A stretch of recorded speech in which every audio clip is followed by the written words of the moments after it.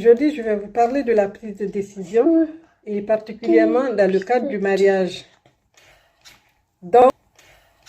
Donc, je vais essayer de vous parler des éléments importants à savoir avant de prendre une décision de s'engager dans un mariage.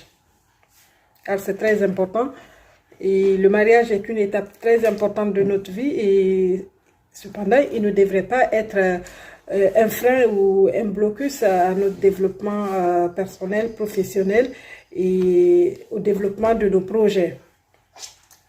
Voilà, donc le premier élément ici à savoir avant de prendre une décision de vous marier, c'est d'abord de comprendre, est-ce que vous vous assumez? Est-ce que vous êtes vrai? S'assumer, je veux parler ici d'être vous-même. De ne pas faire semblant d'être ce que vous n'êtes pas, juste pour plaire à quelqu'un, ou juste pour ou juste pour être marié, non. Assumez-vous, soyez vrai. Ne faites jamais semblant d'être ce que vous n'êtes pas. Ayez des valeurs et des limites. Parlez-en, défendez ces valeurs. Faites-vous respecter par tous ceux qui voudraient ou qui souhaitent partager votre vie. C'est très important. Ne jamais mentir. Parce que après tout, le mariage, ce n'est pas pour 2 jours, ce n'est pas juste la fête ou juste l'événement ou juste la cérémonie qui se passe, mais après, c'est à vie. Deuxième élément, est-ce que vous avez des projets? Si oui, parlez de vos projets. Est-ce que vous avez déjà quelque chose de construit? À défaut d'avoir quelque chose de construit, parlez de vos perspectives, de vos ambitions. Qu'est-ce que vous aimeriez faire? Qu'est-ce que vous voudrez et vous pensez devenir dans 2, 3 ans, à court, à long terme? Qu'est-ce que vous aimeriez vraiment faire dans votre vie? Parlez-en et cela vous permettra de savoir est-ce que votre fiancé sera prêt à vous accompagner ou pas. Mais parlez de vos projets pour prévenir tout blocus après.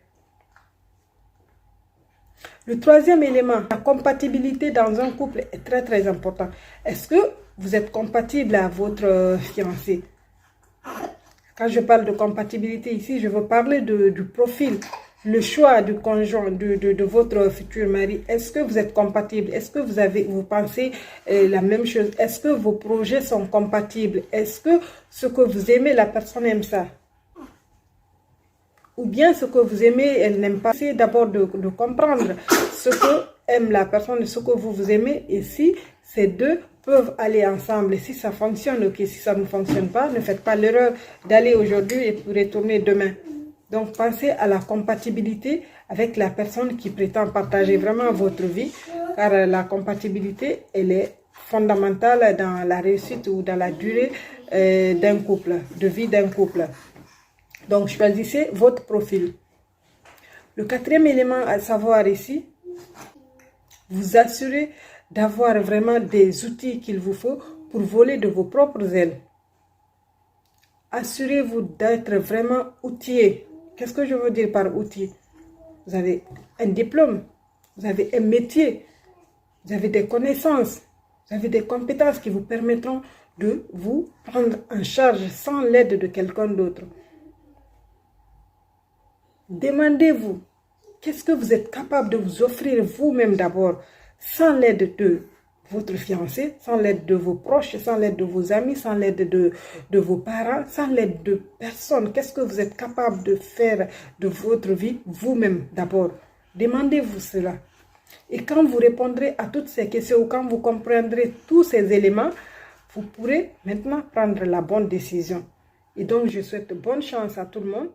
Et essayez vraiment de comprendre avant de vous lancer parce que le mariage est très très important dans la vie d'une femme et en même temps le mariage peut être un blocus ou freiner vraiment nos projets. Donc avant de vous lancer, essayez de comprendre. Merci à tout le monde et à bientôt. I've changed for the better this time.